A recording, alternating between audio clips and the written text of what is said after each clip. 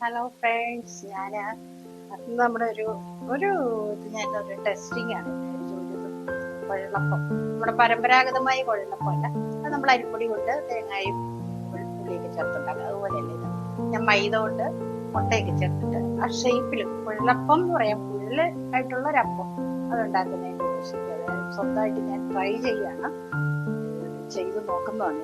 എൻ്റെ ഒരു ഐഡിയയിൽ വന്ന കാര്യമാണ്. അതിനായിട്ട് ഞാനിവിടെ 2 കപ്പ് മൈദ എടുത്ത് വെച്ചിട്ടുണ്ട്. മൈദ കൊണ്ട് ഉണ്ടാക്കി നോക്കാൻ വേണ്ടിയിട്ടാണ്. കുഴല് പോലെ ഒരു ഷേപ്പിലൊരപ്പം അത്രേ ഉള്ളൂ. അപ്പൊ അതിലേക്ക് ഒരു മുട്ട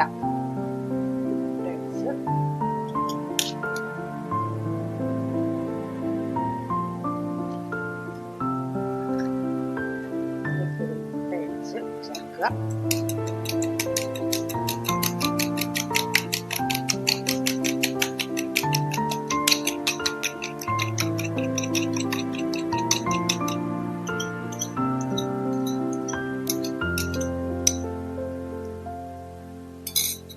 ആവശ്യത്തിനുള്ള ഉപ്പിട്ട് കുറച്ച് വെള്ളം ഒഴിച്ചിട്ട് നമുക്ക് നന്നായി കുഴച്ചെടുക്കാം.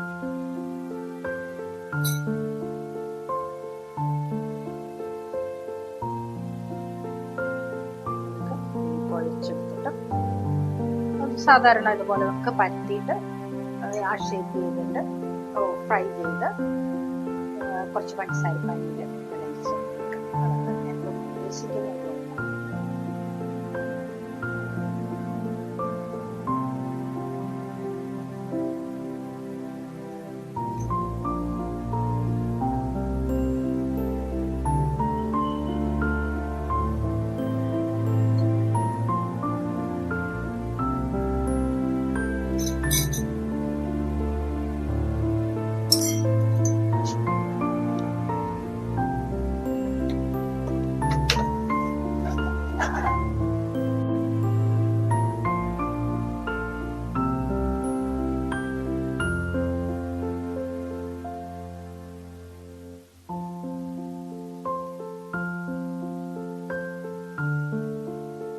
അങ്ങനെ നമ്മുടെ മാവ് ഞാനിവിടെ കുഴച്ച് വെച്ചിട്ടുണ്ട്. അതിന്റെ മാവ് കുഴച്ച് റെഡിയാക്കി. ഇനി അത് ഒരു 10 മിനിറ്റ് ഇരുന്നിട്ട് ഒന്ന് റെസ്റ്റ് ചെയ്യാൻ പറ്റും. ഓക്കെ, അത് കഴിഞ്ഞ് അങ്ങനെ നമ്മുടെ റെസ്റ്റ് ചെയ്യാൻ വെച്ചിരുന്ന മാവിനെ ഞാൻ ഏകദേശം ഈ ഒരു സൈസിൽ റൗണ്ട് ആക്കി പരത്തിയതിന് ശേഷം ഫ്രൈ ചെയ്തെടുത്തതാണ് കാണുന്നത്. ഫ്രൈ ചെയ്ത് ഏകദേശം നമ്മുടെ ഒരു കുഴലപ്പത്തിന്റെ ഷേപ്പ് ഏകദേശം ഒറിജിനൽ കുഴലപ്പമൊന്നും അല്ല കേട്ടോ. ഞാനത് ആദ്യം തന്നെ പറഞ്ഞല്ലോ. നമുക്ക് ഒരു രസത്തിന് എടുക്കാമെന്ന് മാത്രം. അതിനുശേഷം ഞാൻ ഈ ഷേപ്പിൽ വറുത്ത് ഇത് വെച്ചു. ഇനി ഞാനിത് കുറച്ച് പഞ്ചസാര പാനിയാക്കി വെച്ചിരിക്കുന്നതാണ്. അതിലേക്കിട്ട് നമുക്ക് ഇത് ഇളക്കിയെടുക്കാം. അങ്ങനെ ഇത് വിളയിച്ച്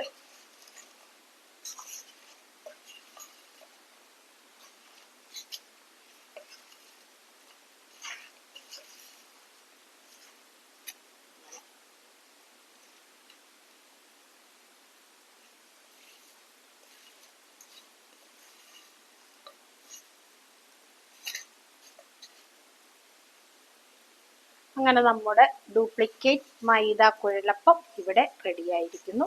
കുഴപ്പമില്ല. നമുക്ക് ഇടയ്ക്കൊക്കെ ഒരു ഇഷ്ടത്തിന് നമുക്ക് വെറുതെ